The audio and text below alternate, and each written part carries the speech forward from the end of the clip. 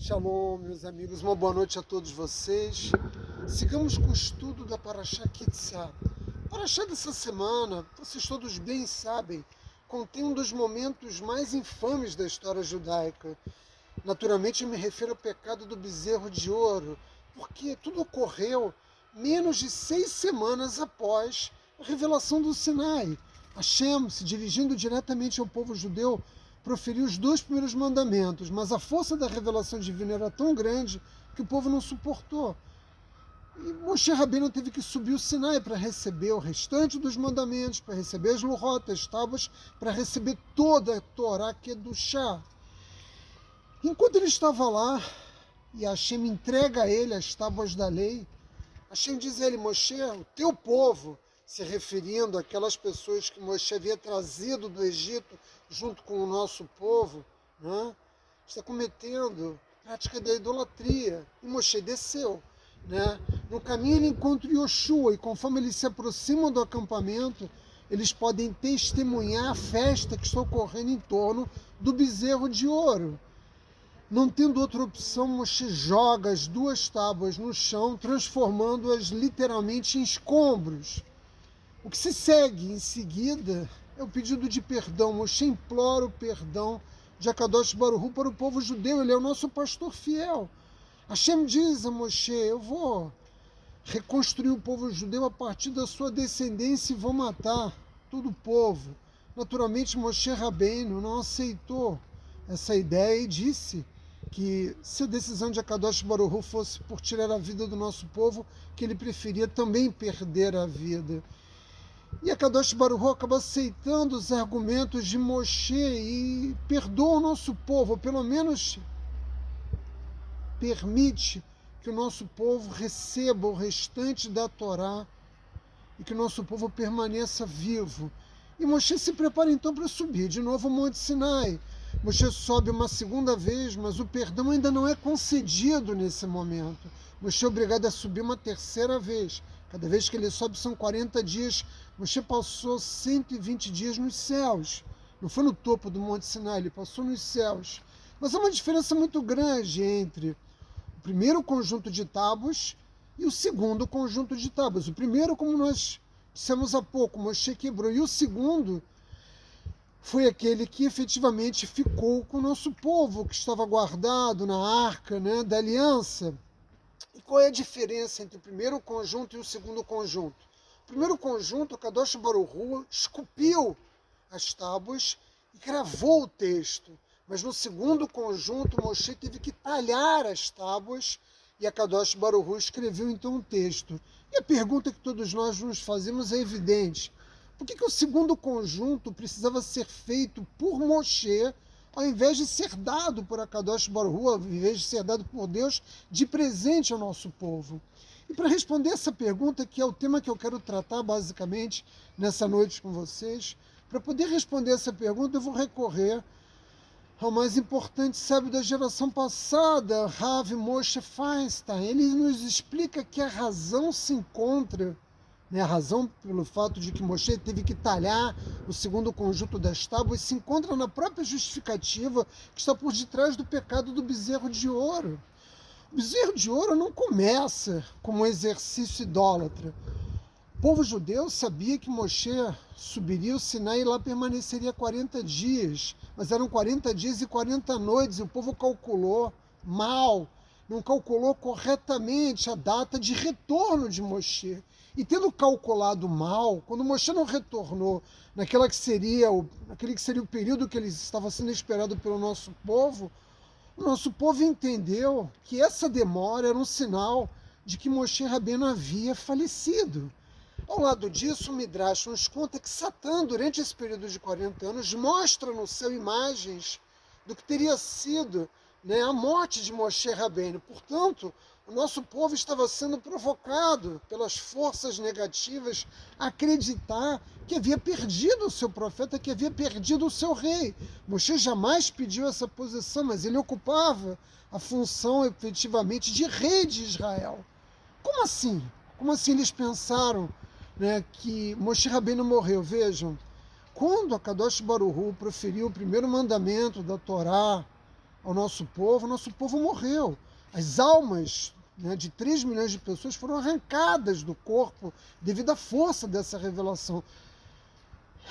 Kadosh Baruch Hu restitui a vida ao nosso povo e ele profere o segundo mandamento e a mesma coisa acontece. Nosso povo não suportou a fala de Hashem no Sinai.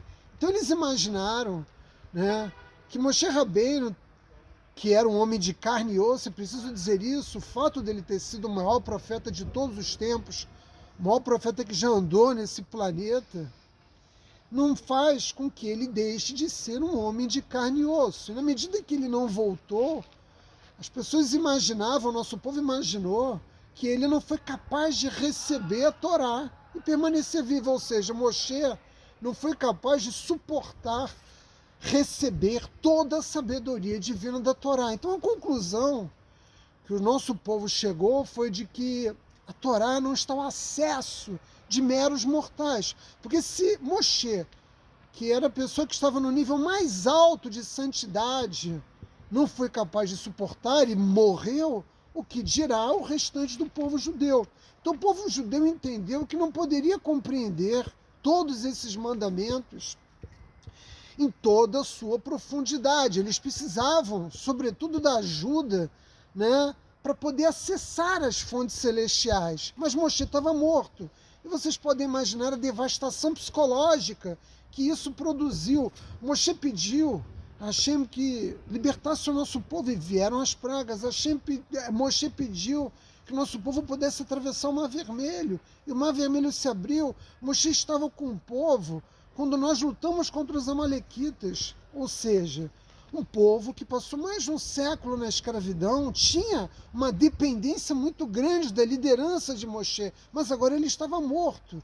E isso provocou um sentimento de perda irreparável. É preciso entender os aspectos psicológicos que cercam todos esses eventos. Qual era o maior poder de Moshe? A oração. Aliás, a força do povo judeu está na boca.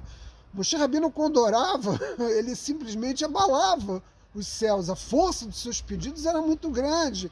E a oração dele estava sempre o quê? Implorando as forças da divindade para ajudar o nosso povo. De modo que, o que os judeus imaginaram, então? Que eles precisavam de uma alternativa, eles precisavam de um outro, né, rei, eles precisavam de uma outra entidade que cumprisse a função que até ali Moshe Rabbeinu vinha cumprindo. E o boi era uma imagem conhecida do nosso povo, ele já tinha, né, já fazia parte da mística judaica, porque o profeta Ezequiel, quando subiu aos céus uma carruagem divina de fogo, ela era, né, uma carruagem comandada por bois. Na medida em que o nosso povo já identificava esse animal, né, como elemento místico da divindade, eles procuraram criar algo que fosse semelhante para poder pedir ajuda aos céus. É claro que para Erev Rav, aqueles egípcios que haviam, assim como pessoas de outros povos que haviam acompanhado o povo judeu no Êxodo, o bezerro era uma divindade, mas para o nosso povo, o boi, ele tinha esse significado, não era um animal estranho, né, na mística judaica. Portanto, para obter novamente o crescimento espiritual, era preciso um mediador. Nosso povo acreditou que poderia utilizar esse mediador para se conectar com Deus e dessa forma compreender qual era a vontade divina, porque afinal de contas, por que Moshe Rabbeinu subiu o Sinai? Para receber a Torá e trazer a lei para o nosso povo. Nosso povo já havia se comprometido com Hashem de cumprir os mandamentos, mas era preciso que o nosso povo fosse ensinado, que ele compreendesse os mandamentos do Criador. O que o nosso povo ainda não havia entendido é que a Torá está acessível a todos. Todos nós podemos alcançar as planícies espirituais mais elevadas para obter o entendimento profundo da Torá. Vejam que esse evento que envolve o povo judeu, ele é fundamental para a história da humanidade. Nosso povo vai viver experiências importantes para sinalizar ao mundo que Deus não quer se relacionar com os homens através de divindades.